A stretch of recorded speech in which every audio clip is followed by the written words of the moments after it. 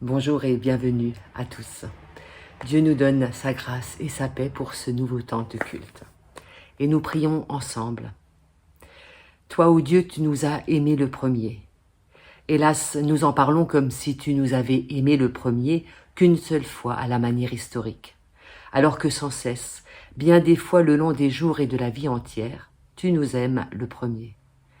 Quand nous nous éveillons le matin et que nous tournons notre âme vers toi, tu es le premier, tu nous as aimés le premier.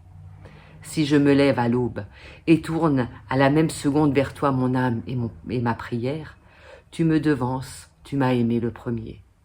Quand je me retire de la distraction et recueille mon âme pour penser à toi, tu es le premier.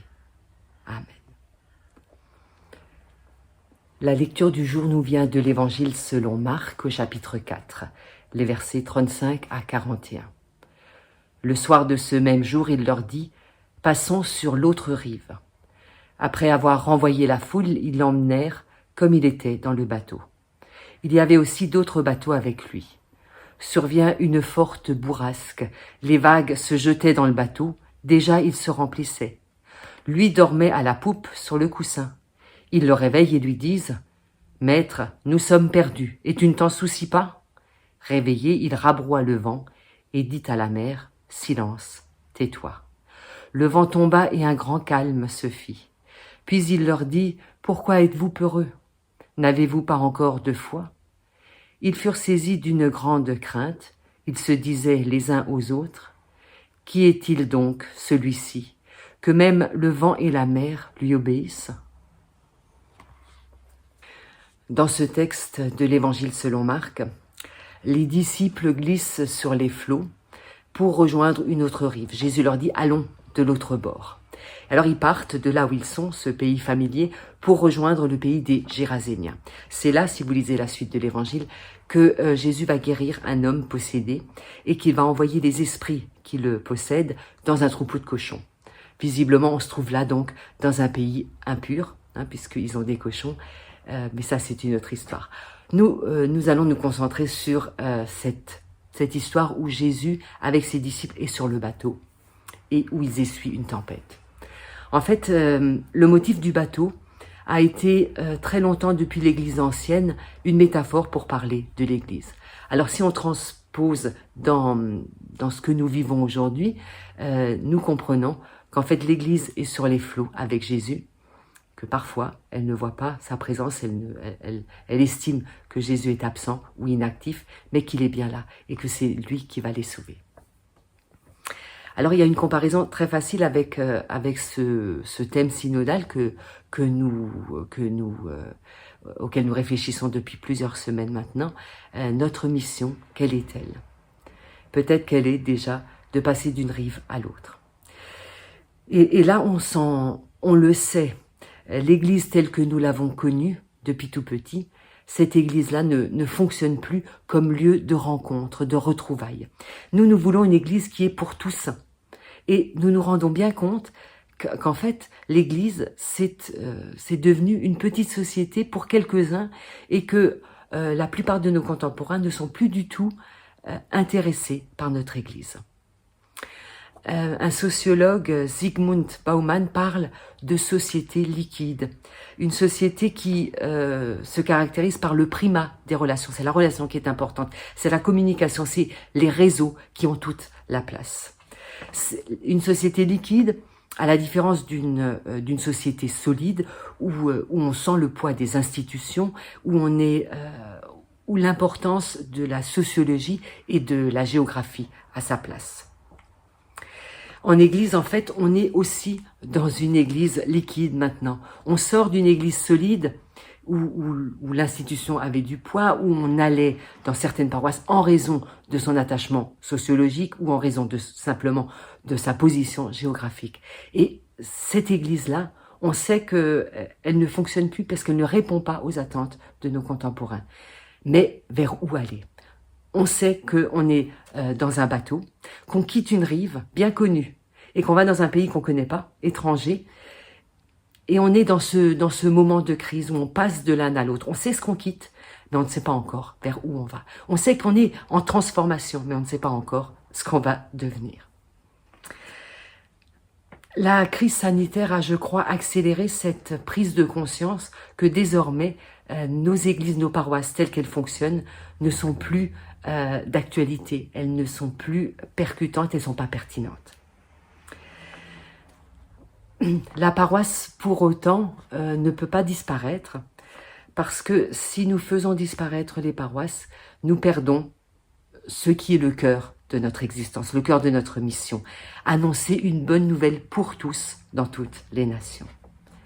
On a besoin encore, je crois, d'une paroisse solide, parce que c'est elle qui accompagne nos contemporains dans les grands moments de la vie, dans les phases importantes, dans les moments de changement. L'Église est là et elle a besoin de continuer cet accompagnement qui est très important.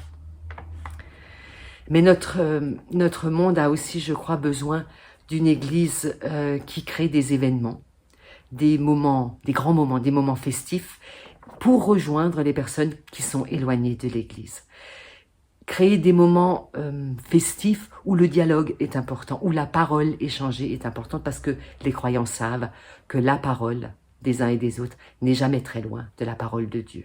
Tout comme la rencontre des uns avec les autres n'est jamais loin de la rencontre avec l'autre qui est Dieu. Et puis notre monde a aussi besoin, je crois, d'une église mystique.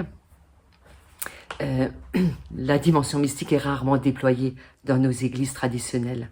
Et pourtant, nos contemporains sont en recherche, en demande d'une dimension spirituelle mystique dans leur vie. Les succès des retraites le disent. Dans les maisons de prière et de solitude, dans les monastères ou ailleurs, cette dimension est assurée depuis longtemps par des religieux et des religieuses qui ont toujours été à part de la paroisse traditionnelle. Alors pour que notre ambition d'une église pour tous soit honorée, je crois que la première étape, c'est peut-être de reconnaître que nous ne sommes pas capables en paroisse de tout faire. Peut-être réfléchir et réaliser ce que nous sommes capables d'apporter à nos contemporains et se concentrer là-dessus. Dans cette société liquide, dans ces églises liquides qui met les personnes en lien avec les réseaux autant que finalement elles les isolent, je crois que nous avons du pain sur la planche en termes de communion et de communauté. Annoncer l'évangile dans les petites communautés, ça pourrait être un début. Créer des églises de maison, comme Bucer, le réformateur strasbourgeois, le faisait déjà au XVIe siècle. Créer des petites maisons où la parole peut se partager, où les relations se créent et où on peut échanger en vérité. Rejoindre en fait nos contemporains dans leur existence et leur permettre de réfléchir au sens de la vie. C'est ce que nous faisons toujours, prendre au sérieux la vie des gens, les accueillir et les rejoindre en fait là où ils sont au moment de leur vie, dans leurs besoins et dans leurs attentes. Alors il nous faut, je crois, avancer pour que l'Église, nos paroisses ne deviennent pas des musées ou des refuges de seulement quelques personnes habituées ou motivées. Je crois que l'heure est au changement et aux mutations. L'heure est aussi à l'invention et à l'ambition, avec les talents de tous et surtout avec la présence de Jésus à nos côtés. Nous aussi, nous voguons sur des flots inconnus parfois qui nous secouent. Nous avançons désormais sur du liquide qui est désormais notre réalité. Et nous essayons de rejoindre un inconnu étrange. Nous traversons avec Jésus qui calme nos cœurs et qui tient le monde dans ses mains. Amen. Prions ensemble avant de nous quitter.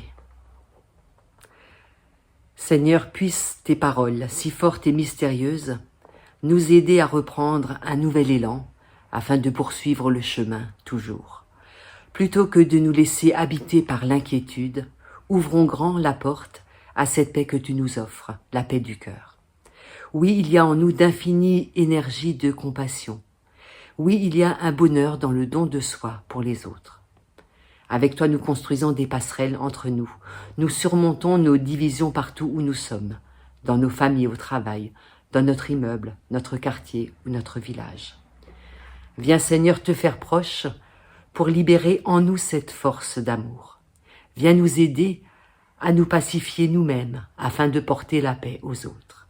Avec toi, apprenons à devenir des porteurs de confiance. Amen. Que la paix de Dieu qui surpasse tout ce que nous pouvons comprendre ou imaginer garde nos cœurs en Jésus-Christ. Et très bon dimanche à tous.